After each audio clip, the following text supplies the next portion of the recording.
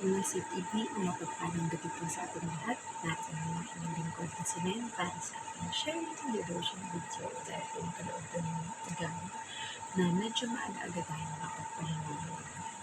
Sobrang madami din mga pagod ng mga nakaraang araw. But thanks God because the Lord will always supply the rest and the strength para sa atin. So bago tayo dumating sa ating share na devotion video, I do hope and pray that everyone is doing well and okay po at tayo patuloy na pinagpapala ng ating Panginoon sa bawat mga ginagawa natin. So bago tayo dumating sa ating share and devotion video, huwag po natin kakalimutan ang manalangin at magpasalamat sa ating Panginoon. So let us pray. Ama namin Diyos na makapangyarihan sa lahat pinupuri at pinasasalamatan ko po ng Panginoon. Higit salamat sa buhay, kalakasan at hininga na ipinagkakaloob niyo sa aming Panginoon. At ngayon, dadako na naman po kami muli sa pagbubulay-bulay ng inyong mga salita at dalangin po namin Panginoon na kayo ang laging maitataas namin sa aming ginagawang ito, Panginoon. Salamat sa protection, provision, promotion, godly wisdom, Panginoon, giving po sa mga challenges, trials, and mga testing sa aming buhay, Panginoon, na nakakatulong upang ma-shape ang aming character, Panginoon, to be more like Christ likeness, Panginoon. At dalangin po namin, Panginoon, na kayo lamang ang may kakayang, Panginoon, na humingi po sa puso, isip, espiritu ng bawat isa, Panginoon, upang ang bawat mga mensahe na kanilang mapapakinggan, Panginoon, ay magkaroon ng mabuting impact sa bawat isa, Panginoon.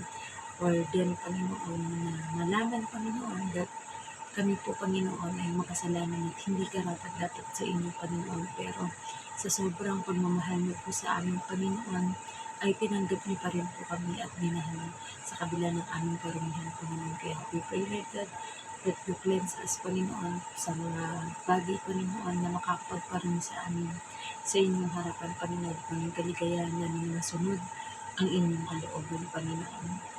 At kami po ay manatiling nasa pinakamababa, Panginoon. We humble down before you because you deserve all the glory, all the honor, and adoration, Panginoon. Gayon din ang habang buhay at patuloy namin na pasasalamat sa bawat araw ng aming buhay na tinapos na gawa ng Panginoon Jesus sa krus ng Kalbaryo o Golgotha, Panginoon.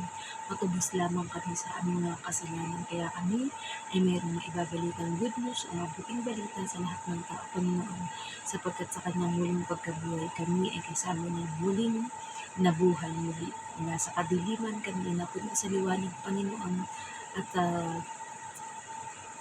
kami po ay inagaw ninyo sa kamay ng mga kalaban, Panginoon, na nais na sirain at masakin kami, Panginoon. May pray, Lord God, na panatili po namin ang aming pananampalataya sa inyo hanggang huli o hanggang sa muli ninyong pagparito sa mundo, Panginoon. Gayon din po, salamat sa Holy Spirit o banal na Espiritu, Panginoon, na siyang lumulukob sa amin at gumagabay at nag-uudyok sa aming konsensya, Panginoon, kung mga nagagawa man namin ay hindi mabuti at hindi kaaya-aya sa inyong harapan, Panginoon. Patuloy niyo po kaming linisin sa bawat araw, Panginoon, upang maging karapat-dapat na tumanggap ng inyong kapatawaran, Panginoon, at maibahagi din namin ang kaligtasan na aming nakamit at libre iniligalo niyo sa amin, Panginoon, sa aming kapwa. We honor you, we glorify you, in the name of our Lord Jesus Christ. Amen. So, narito po tayo sa Lucas 23:48. Maraming taong nagkakatipon doon at nanonood. Nang makita nila ang mga nangyari, umuwi silang dinadagukan ang kanilang dibdib dahil sa lungkot. Message, dagdag pa ang maraming mga tao na nagkatipon at nanood dahil nang masaksihan din nila ang nangyari sa Panginoong Yesus, ay umuwi ang mga ito na dinadagukan ang kanilang mga dibdib dahil sa lungkot. Application, kung halimbawa ay may nasaksihan kang pinatay na alam mong hindi totoo yung mga bintang sa kanya, gaya sa Panginoon, baka makonsensya o malungkot ka din gaya dito. Dahil nakukonsensya siguro sila na nilait-lait at pinagtawan na nila ang Panginoon. Yun pala ay tunay nga na ito ang matuwid at walang kasalanan. Kaya nga ang sikat na kasabihan ay nasa huli ang pagsisisi. Maaaring nagsisisi ang mga ito na dapat pala ay naniwala sila noong una pa lang sa Panginoon. Pero gaya nga din sa nakasaad sa Biblia, ang kamatayan lang ng Panginoon ang makapagligid.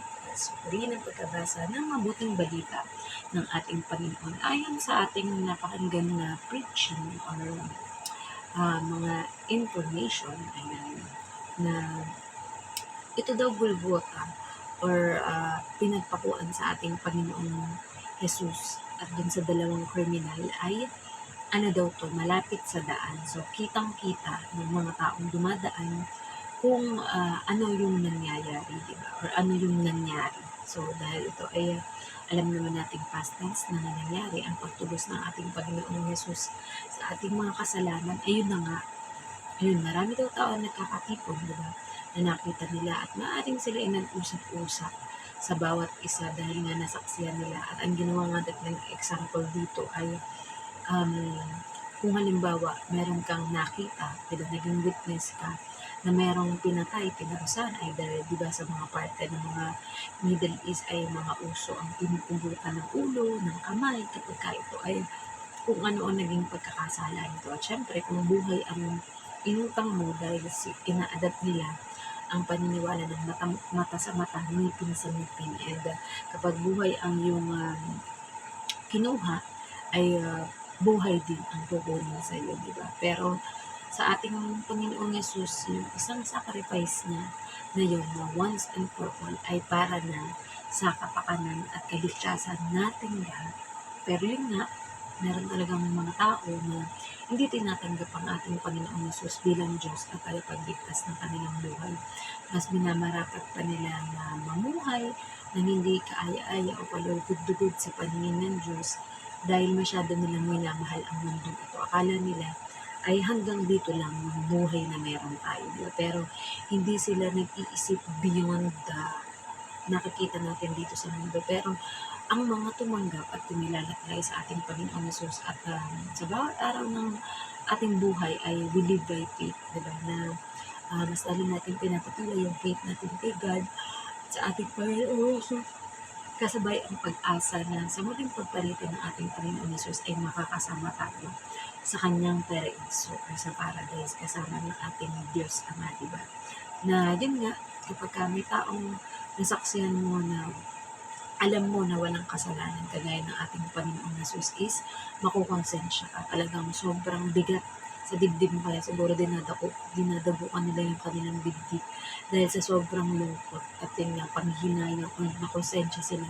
Kumbaga nasaktan ang kanilang dibdib at hindi kayang i-contain ng kanilang dibdib o damdamin yung sobrang konsensya na naranasan nila dahil yun nga, diba, kasama siguro marami sila sa sumigaw na ipako siya sa krus or yung mga nanlalait na parang baliw ang ating Panginoon dahil sinasabi niya siya ang Mesiya, siya ay matuwid, siya ang anak ng Diyos, diba? Pero nung masaksayan na nila at nakita yung mga nangyaring phenomenon o pangyayari, doon nila napatunayan na ay totoo nga yung sinasabi ng Panginoon, ng ating Panginoon na yun, diba? Parang kagaya din nung naging topic natin ng nakaraan na yung pinuno, diba, o kapitan ng mga kawal. Diba, nasabi din niya sa sarili niya na tunay nga na ating Panginoon Jesus ay matuwid. So, pangalawa na to, yun naman ay wala naman totaling direct na word na nandito sa maraming mga taong nagkatipon na to ay merong mga umuwi na dinadagukan ang kanilang dibdib. Ay alam natin or mararamdaman natin na ang ibig sabihin ng pagdagot nila sa kanilang dibdib is masasabi nila na nakakapanghinayang. Dapat pala naniwala sila o nagtiwala sila dun sa sinabi ng ating Panginoong Jesus. So tayo na nabubuhay ngayon sa modern world, ayan, alam naman natin na naman tayo mga Bible na pwede natin pagbulay-bulayan, di ba? Na it's never too late para sa bawat isa sa atin. If you like researching, maaaring i-research dahil karamihan naman ng mga places sa Bible ay makikita din natin sa tunay na buhay pa rin ngayon, di ba? Which is yan na nga, nagkakaroon ng gera between mga Middle East, especially ang Israel, the chosen nation of our Lord Jesus Christ at ang ating Diyos na kung saan doon ipinadala na lugar ang ating Panginoong Yesus sa Bethlehem, which is a part of Israel, di ba? Pero sabi nga, walang gawa ng kalaban ang magtatagumpay, lalong higit sa pamilya, sa tao, at sa isang bansa o lugar na lubos na nagtitiwala at umaasa sa ating Panginoon. Dahil ang sabi ng ating Panginoon, kailanman ay hindi niya tayo iiwan ni pababayaan man. Kaya tayo ay may hininga, kaya tayo ay may buhay pa ngayon. Yun ay dahil nakasisiguro ka na hindi ka pinapabayaan ng Diyos. Yung daily supply ng hangin or buhay na kailangan mong maranasan sa bawat araw. Bagamat mahirap, yung mga kailangan pagtrabahuhan, yung mga kailangan isipin, di ba? Pero napapagod man yung katawan natin. Pero once the Lord make us have a rest, di ba? Is at nagising ka pa kinabukasan na isa ng napakalaking blessing mo dahil hindi lahat ay nagigising kinabukasan. Kaya pahalagahan natin ang buhay na ipinagkaloob sa atin ng ating Diyos at gamitin natin ito para sa kanyang kapurihan. At kung kaya naman natin or we are bold enough to share the gospel or the good news to everyone, ay huwag po tayong mahihiya na ibahagi ito sa ating kapwa. Kahit ang simpleng salita na mahal tayo ng Diyos ay napakahalaga na para sa bawat isa, especially sa may mga pinagdadaanan na maaaring ito ay masakit, maaaring ito ay sobrang nakakapagpaisip sa kanila kung paano masusolusyonan ang mga problemang dinadanas. Pero sabi nga, itaas mo, you lift it up to God, ipag-pray mo, and declare that you already received an answered prayer. Nang sabi yung ito ay mag-manifest o mangyari at maganap sa buhay mo at sa buhay ng mga ipinapanalangin mo. So, nawa po may natutunan kayo sa ating maiksing share ng devotion video. Kaya po, pagpahinga ng inyong lingkod dahil tayo po ay mag-aaskaso na naman ng ating mga amo. Ayan. So, Lunes hanggang Sabado tayo may trabaho at pag-araw ng linggo at may pagkakataon tayo ay umatay ng gawain ng Panginoon para mas madagdagan pa ang ating mga kaalaman tungkol sa Biblia at syempre ang nakipag-fellowship sa ating mga kapwa co-believers or body of Christ. So, let's all end up into prayer. Ang nang Diyos, makapangyarihan sa lahat. Muli, maraming salamat po sa inyong mayamang salita na aming napagbulay-bulayan, Panginoon, kung gaano karami ang mga tao, Panginoon, na dinabukan ang kanilang dibdib dahil sa pagkakakita nila ng pagkakapako ninyong buto na anak na si Jesus upang tagusin kami sa aming kasalanan, Panginoon.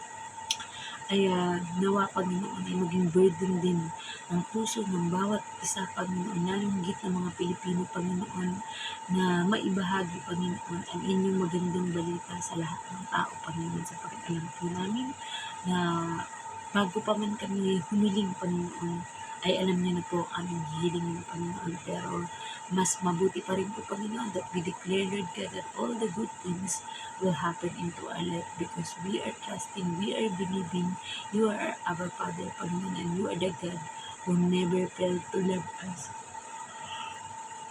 Kabila ng aming mga karamihan, Panginoon, and we pray, Lord God, para po sa lahat ng mga pinansyal ng mga problema, Panginoon, kayo po ang nakakaalam ng kanilang mga kapasidad, Panginoon, or alam po namin, Panginoon, may gagamitin kayong mga tao, Panginoon, upang ma-provide ang pangangailangan ng bawat sumusunod at naglilingkod sa inyo, Panginoon. At dalangin po namin, Panginoon, na ang mga nasirang relasyon, nasirang pamilya, Panginoon, nasirang pagkakaibigan ng mga churchmate, Panginoon, ay mare-restore, Panginoon, dahil pagbubuklod din kami ng iisang pag-ibig niyo, Panginoon, nang sa gayon ay magkaroon ng magandang buhay, Panginoon, ang bawat isa, Panginoon, walang alalahanin, walang kagalit, walang iisipin mga problema kung anong kakainin sa bawat araw, Panginoon, pero you will always send people, Panginoon, to help provide para sa mga taong ito na lubos na nangangailangan, hindi lamang ng mga pinansyal or mga bagay na nakikita dito sa mundo, Panginoon. Ngunit nasama rin namin, Panginoon, ang pagpapalakas ng spiritual na buhay, Panginoon, para mas marami pa kami maibahagi sa aming mga kapwa na aming nasyasyerang o makakausap, Panginoon. O sa pray, Lord God, para po sa lahat ng mga sakit at karamdaman, Panginoon,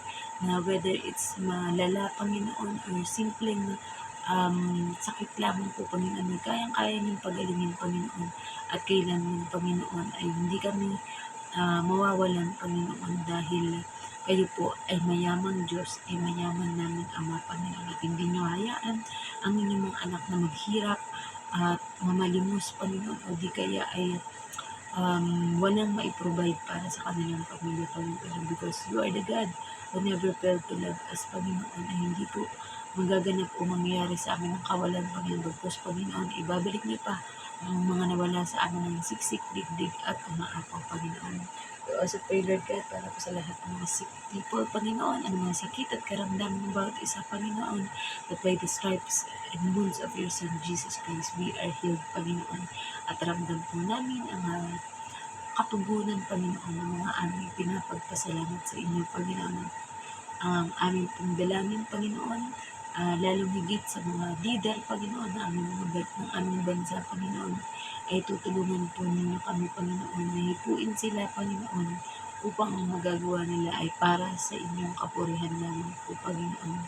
At ano pa man po, Panginoon, aming mga nakalimutan idalangin, Panginoon, na alam namin nakaabot po sa inyo, Panginoon, ng mga sakit at karamdaman, bata, matanda, may ngipin o wala, Panginoon, at o kaya may mga partner in life, Panginoon, alam namin, Panginoon, na pagbubukol din niyo po kami ng iisang pag-ibig, Panginoon. Pray for the pastors, priests, evangelists, prophet, teachers, mga regular members and workers, Panginoon, na nawa, Panginoon, ang bawat isa ay magkaisa sa iisang layunin, Panginoon, na maibahagi ang inyong ebanghelyo o good news sa lahat ng mga tao sa buong mundo, Panginoon.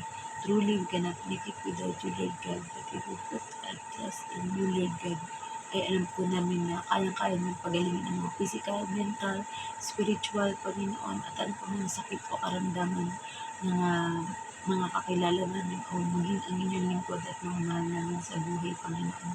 We also pray, Lord God, para po sa aming mga amo, Panginoon, kayo po ang siyang magpala sa kanila upang mas marami pang pagpapala ang maibuhos nila sa aming, Panginoon, at gagamitin po namin para sa gawain at paggaganap ng inyong mabuting balita o ebanghelyo dito sa mundo, Panginoon. Tunay nga, Lord, Panginoon, na ang bawat tao na lumalapit sa inyo, Panginoon, kailanman ay hindi mabibigo sapagkat kayo ang Diyos na lagi po na nariyan kahit hindi man namin nananotice, pero tahimik, silently, Panginoon, ay nanonood kayo sa aming mga ginagawa, Panginoon, kung ito ba ay kaaya-aya sa inyo o hindi, Panginoon. Kaya maghari ka sa buhay namin, Panginoon. Ikaw ang Diyos noon pa man ngayon at kailanman, Panginoon. At sa habang buhay kayo at kayo lang po ang aming pupurihin at pasasalamatan. Ganyan po, we pray sa lahat ng body of Christ, Panginoon, iba't ibang mga churches, iba't ibang mga pangalan, Panginoon. Ngunit sa inyo, Panginoon, ay walang imposible. Kaya nyo kaming pagyamanin, Panginoon, kaya at dalangin po namin, Panginoon, ang mga amo, Panginoon, na kayo po ang siya magpala at mag-init sa kanila sa pagtatrabaho, sa pag-aaral na aming alaga, Panginoon. That give us more strength, Panginoon, upang malagaan pa ang kanilang bunsong anak, Panginoon. At we pray, Lord God, that everything we ask for in prayer, you are faithful and just to forgive and cleanse us from all our iniquities, Panginoon. At dalangin po namin, Panginoon, na ang bawat leader ng bawat bansa, lalong higit ng aming bansang Pilipinas, Panginoon, ay magkaroon ng puso at isip, Panginoon, that willing to obey you, Lord, Panginoon, dahil kayo lamang na po talaga ang karapat-dapat na papurihan ng mga katulad namin, Panginoon. Gayun din, Panginoon, ang kung paano yung pinalago itong bansang Hong Kong, Panginoon, ay gayon din na pagpapalaan niyo rin po ang aming bansa, Panginoon, sapagkat hitik kami ng lahat ng mga natural resources, Panginoon. Ngunit ang aming capacity, Panginoon, na bigit ang mga bagay, Panginoon, ay very limited lamang po, Panginoon, but you are the God who can do miracles, who can do everything, Panginoon. Kaya mula sa aming pinaka-leader na Pangulo ng Pilipinas, kami pray, Lord God, na kakatagpuin mo po ang bawat isa sa amin, Panginoon. At kayo lang po ang matataas sa aming muli, Panginoon. We pray para po sa lahat ng mga makikilala namin, Panginoon, na alam po namin na may great purpose kayo why you allow such things to happen, Panginoon. At gayon din po ang pinakamaliit na parte ng komunidad, Panginoon, ang family tree, Panginoon, family decoration, Panginoon, ay dalangin po namin, Panginoon, na kayo ang papatnubay at gagabi sa amin sa sa lahat ng aming lakbayin sa mundong ito, Panginoon. We honor you, we glorify you, Lord God. At ano pa man po ang mga nakalimutan namin, ito na namin, Panginoon, dala na rin ng pagod na inyong lingkod, Panginoon. Alam na namin at dinideclare na namin na answered prayer na muli. You deserve all the glory, all the honor, and adoration. This we pray in the name of Jesus Christ. Amen. Bye-bye po sa ating lahat, and God bless.